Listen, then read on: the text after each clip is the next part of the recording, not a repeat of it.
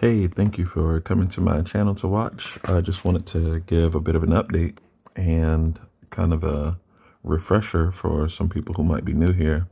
You'll see that my account is a whole lot smaller than what it used to be because last year, towards the end of the year, I had a really big expense come up where my property manager allowed the tenant at my rental property to leave the lease early because they thought that there was mold and water damage in the place. There was water damage, but it didn't look like it was quite mold everywhere. It was just in a few isolated spots.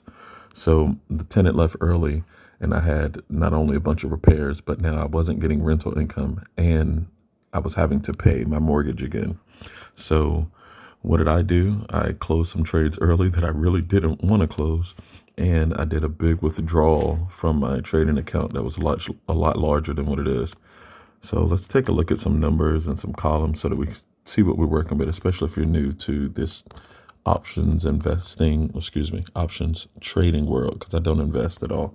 My time frames are a whole lot shorter. But anyway, the P&L day column, that's going to fluctuate like crazy. That's just the profit and loss on the day. You see them up $195. The P&L open, that just means all the positions I have. This is what my net current profit and loss is on those positions. Now, none of this matters just yet because the trade isn't closed. Nothing matters until you realize your profits. So, because all of this could change in an instant, it could change in a day, it could change in a few minutes or a couple hours. You see, I'm down $302 right now. The market is open currently in my time zone. So that's why it's still fluctuating. But anyway, let's go to another column. You'll see that Shake Shack and Gel are down a whole lot more than all of the other positions. But if you look at the cost, you'll see that they are also worth more than all of the other positions. Their cost, what I purchased them for, excuse me. And that reason is because most of them are from my old portfolio. If we scroll over to the days open column, you'll see that Gel has been open for 84 days and Shake Shack has been open for 48 days. So let's take a look at Gel first. We're going to look at the order chains real quick. And you see, year to date, I have made $176 on Gel. So let's go back to positions real quick. As you can see, this position, I paid $630 for it. I'm probably going to lose all of that based on this particular option. I have 7 put options for March 20th. They expire March 20th at a redeemable price, a strike price of $15.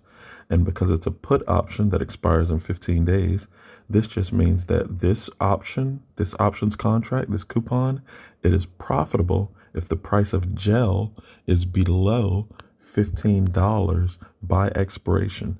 Now, the amount of profitability will be, for my specific position, will be determined based on how much I paid for it.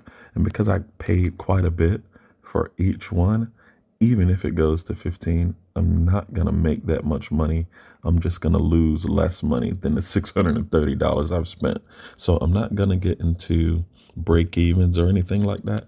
I'll just say that this option will have value at expiration and expiration, I mean March 20th, if Gel, G-E-L, expires at a price below $15. This particular option will have value. As you know, most options contracts will expire worthless, meaning they will be worth $0.00. The way that this one, a put option, you see that P down there, the put option will make money, or excuse me, be valuable at expiration is if it's below the strike price. I just sometimes interchange redeemable price because that seems to be a word that people understand whenever I'm just trying to share a little bit with them. But it's really called a strike price in the technical term. But anyway, let's go back to Gel. You see I made 176. So when I lose the $30? Yeah, when I lose the $630, that number is actually offset by the amount of trades that I've closed year to date. As you can see, I got it set to year to date. So I've closed, let's do 60 days. Well, it's the same. It's just about the same. Okay, whatever. So we'll just do 60 days. So 630 minus 176, that's what I've actually lost year to date on Joe. Let's do the same thing with Shake Shack. If Shake Shack is unprofitable and I make absolutely zero on that trade, I actually would have made some money on this one, but I was asleep because the market is open from 12:30 midnight to 0700 in the morning. And that is why it's really, really difficult for me to try and day trade, because I just don't stay up late enough to even bother trying. I want to, because I learned how from a great mentor, but it's a shame that I can't try and utilize or, cultivate that skill set. I can only do my normal trades, 2 to 3 months out.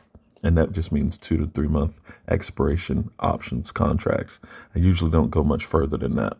So let's look at the options change real quick. Okay, so year to date, $1,320. Surprise, right? So I'm going to likely lose $805. But what is that offset with? Let's go back to Shake Shack. That is offset by a $1,320 profit and loss. That's really good. It was actually one of my best trades of the year. I just tried to let it continue with, some of the profits that I had already made. And it ended up backfiring so far, but that could change. It could go back up. Like I said, it was just up a couple of days ago. I was just asleep. I would have actually taken profit just because it's so close to expiration. As you can see, it has 15 days until it expires. So, and that's actually a March one as well. So it has 15 days to expiry. I probably would have closed it just because of how close it is and because of how much capital is being used for it, or excuse me, its size of my net liquidation value. That just means if I close every single position, then I will have $3,420 left over for use for any other positions. And that's all net lick is, net liquidation value. How much would my positions be worth if I liquidated them all? Now, I wanted to show just one more thing, because as you can see, those positions are down, but I know I traded oil earlier this year. It's up a whole lot more lately because of what's going on in the world. But I traded oil. I was a little bit early, but I caught oil at a really good price. So I made about $330 on oil this year. And let's see, I can't remember much of anything else that I traded, but last but not least, I will show the account size is current net lick. Well, it's only $89 available for use or withdrawal, whatever, cash. So that's why it's slightly more than the 3,429 you see. So the net lick size is $3,518. And I've made, I didn't make it. The account moved $190 today, which puts all of the positions still down $304. But my profit and loss year to date with fees is $2,085.30.